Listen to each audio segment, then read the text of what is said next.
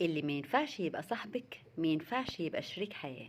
اكتر حاجة تطمنك على مستقبلك مع الانسان اللي هيكمل معاكي بقية عمرك انه يكون صاحبك قبل ما يبقى حبيبك. تقدري تتكلمي وتفضفضي معاه براحتك من غير ما تخافي انه يفهمك غلط او تخافي من رد فعله لو غلطتي. وحتى لو زعل منك يتقبل انك انسانة وبتغلطي عادي. تحسي انه شريكك في كل حاجة وما تبقيش شايلة العلاقة كلها على كتفك وتبقي انت المسؤولة عن نجاحها لوحدك. ما يحطكيش في وضع انك تدوري عليه، بمعنى انك تبقي متأكدة لو حصل لك اي حاجة او محتاجاه دلوقتي هتلاقيه، وتلاقيه هو اول حد جنبك من غير ما تطلبي او تدوري عليه. يكون بينكم امان ناحية بعض، تناموا وانتم متأكدين ان مفيش خوف، مفيش بعد، مفيش غدر. حتى لو متخانقين مليون خناقه يبقى في مساحه تقدري تعبري عن مخاوفك ومشاكلك وزعلك والتصرفات اللي بتضايقك، احلامك وطموحاتك، من غير ما يقلل من كل ده. يضحك من قلبه بجد من غير تصنع، وتبقى حياتكم مليانه هزار وفرح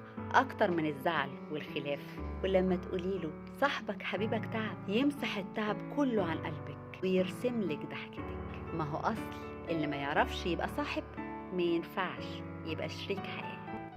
اتنين وبس.